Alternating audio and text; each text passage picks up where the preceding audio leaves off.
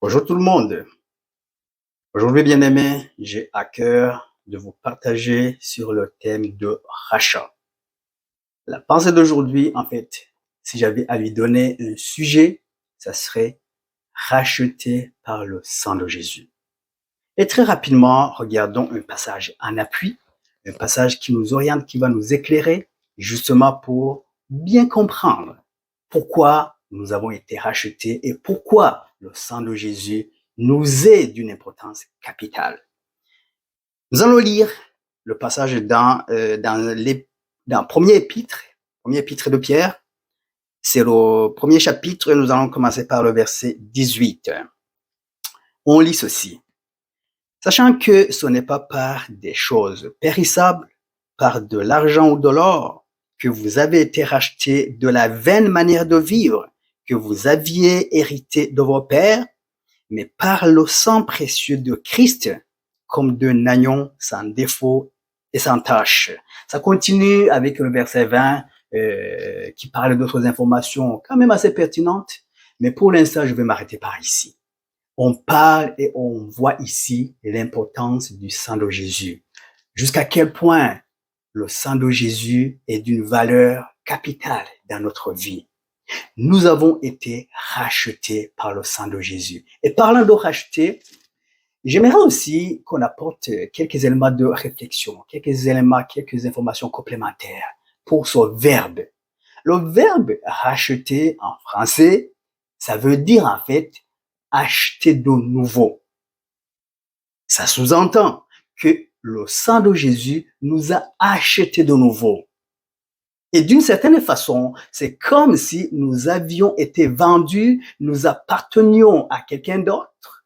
Et par cet acte de rachat, cet acte d'achat de nouveau par le sang de Jésus, nous appartenons désormais à un nouveau quelqu'un d'autre en fait. Voilà.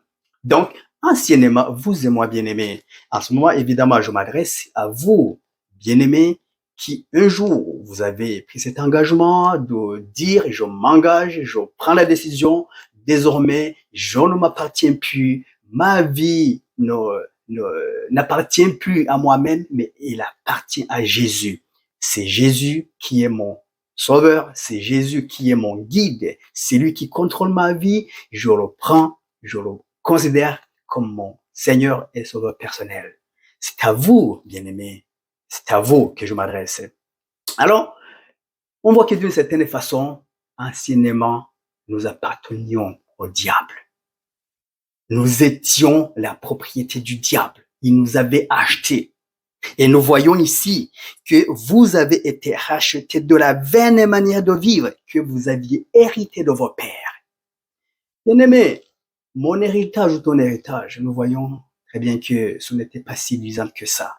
L'héritage de nos pères n'était pas si luisant que ça. C'est pas un héritage qui nous garantissait une vie. On n'avait pas cette garantie de vie éternelle. Alors que, avec l'acte de rachat, vous et moi bien-aimés aujourd'hui, on peut marcher élégamment, tête haute, en sachant que nous n'appartenons plus au diable. Ma vie n'appartient plus au diable. Bien qu'il m'avait acheté anciennement, le sang de Jésus m'a acheté de nouveau. J'appartiens désormais à Christ. Alors la question qu'on peut se poser, la question qui peut se poser, est-ce que nous le réalisons? Est-ce que nous le vivons? Est-ce que nous le sentons? C'est ma prière, bien-aimée. Sens aujourd'hui et réalise que tu n'appartiens plus au diable. Tu as été acheté par le sang de Jésus. Et je trouvais ça important, et surtout dans ces moments, dans cette période où on se rappelle, on commémore la mort et la résurrection de Jésus, avec le sang précieux de Jésus qui a été versé sur la croix, bien-aimé, réalisons une fois de plus que c'est une grâce, c'est un privilège que vous et moi nous avons eu.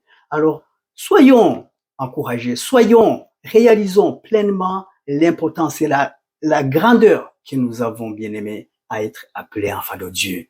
Alors, pour aujourd'hui, bien-aimé, ma prière, c'est que tu puisses sentir et avoir ce feeling de l'importance que tu as d'être un enfant de Dieu, d'avoir été racheté, que tu ne puisses plus sentir et vivre sous le joug de l'ancienne vie, mais vraiment que le Seigneur m'aide, que le Seigneur t'aide à vivre et à réaliser que tu es l'enfant de Dieu, que tu vis sous le contrôle de Dieu. Alors, sois béni, sois encouragé, que ce sang précieux de Jésus soit une marque de plus, demeure une marque de plus dans ta vie pour vivre pleinement la grâce de Dieu que nous avons, que je bénéficie, que tu bénéficies à travers le sang de Jésus. Alors, sois béni, sois encouragé et surtout, sois fortifié au bon nom de Jésus.